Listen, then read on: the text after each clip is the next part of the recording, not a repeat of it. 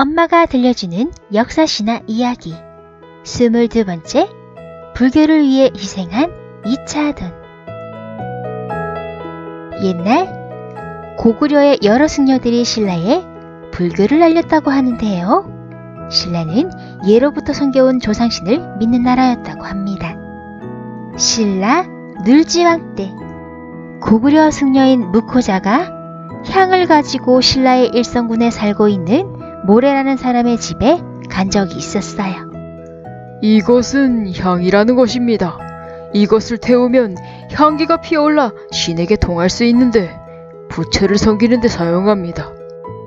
그때 마침 공주가 병을 앓고 있었는데 무코자가 향을 피우고 기도를 드리자 공주의 병이 깨끗이 나았다고 합니다.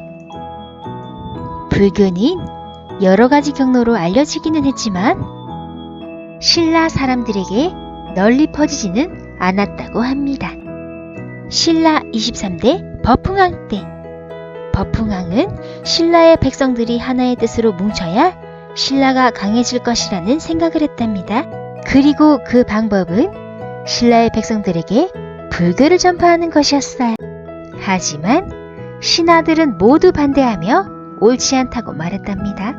불교는 다른 나라의 종교에서 우리에게 맞지 않습니다.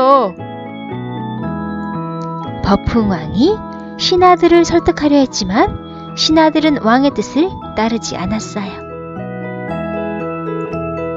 내가 왕으로서 믿음을 얻지 못한 것이 참 서글프구나. 그런데 옆에서 이런 법흥왕을 지켜보는 신하가 있었어요. 사엔이라는 벼슬의 22살 이차돈이었답니다. 그는 정직하고 아주 영리했어요. 왕께 아뢰입니다. 불교를 전파할 좋은 방법이 제게 있습니다. 아니 그것이 정말이냐? 어서 말하라. 불교를 믿게 할 방법이라는 말에 법흥왕은 어서 이차돈의 의견을 듣고 싶었어요. 여러 신하들 앞에서 저의 목을 베십시오. 응? 이차돈의 엉뚱한 말에 법흥왕은 어이가 없었어요.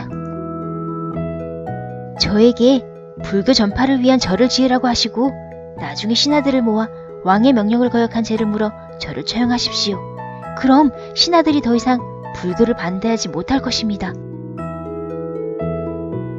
이차돈의 말을 들은 법흥왕은 고개를 저었어요.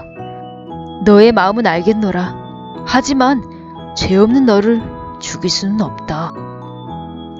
하지만 이차돈은 굽히지 않고 왕께 아뢰었습니다. 저 한 사람이 죽어서 신라가 복되게 된다면 기꺼이 죽겠습니다.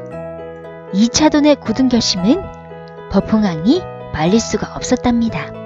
알겠다. 그대의 뜻을 따르겠노라. 이차돈은 조상신을 섬기는 장소인 청경림으로 갔어요. 그리고 나무를 베어내고 절을 지어야 한다고 했어요.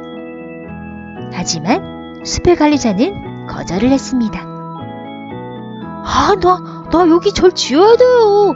백제, 나 절 짓기 전엔 절대로 안 가. 아니 이 사람 왜 이래? 이차돈은 그곳에서 한바탕 소동을 벌였답니다. 며칠 후 법흥왕은 신하들을 불러들였습니다. 내가 절을 지으라고 명령을 내렸는데 횡패를 부리면서 난동을 부린 이가 누구냐? 왕이 화가 난 것을 본 신하들은 일제히 이차돈을 가리켰습니다. 저희가 아닙니다. 이차돈이 그랬습니다. 신하들의 말을 들은 법흥왕은 더 화내는 척했습니다. 나의 명령을 따르지 않고 기만한 죄를 물어 이차돈을 처형하라. 이차돈은 죽는 것이 오히려 기쁘게 느껴졌습니다. 그리고 부처님을 위해 죽는 것이 자랑스러웠습니다. 이차돈은 곧 처형장으로 끌려갔습니다. 이차돈을 싫어하는 신하와 많은 백성들이 지켜보고 있었습니다. 나는 부처님을 위해 죽는다. 내가 죽으면 이상한 일이 일어날 것이다. 어느새 이차돈의 목이 떨어졌습니다. 그런데 정말 이차돈의 말처럼 이상한 일이 일어났습니다. 이차돈의 목에서 우유처럼 새하얀 피가 솟아났습니다. 지켜보던 모든 사람들은 깜짝 놀랐습니다. 그리고 또 이상한 일이 일어났는데요. 하늘이 깜깜해지더니 땅이 무섭게 흔들리기 시작했어요. 그리고 하늘에서 꽃이 휘날리기 시작했습니다. 웬 꽃비럼? 사람들은 신기해했습니다. 그리고 사람들의 마음에 불교가 조금씩 스며들기 시작했습니다. 이 일은 버풍왕에게 알려졌습니다. 버풍왕은 이차돈의 희생에 슬퍼했답니다. 이차돈이 죽은 후 차츰차츰 불교가 퍼져나가 신라는 불교를 나라의 종교로 삼게 되었다고 합니다.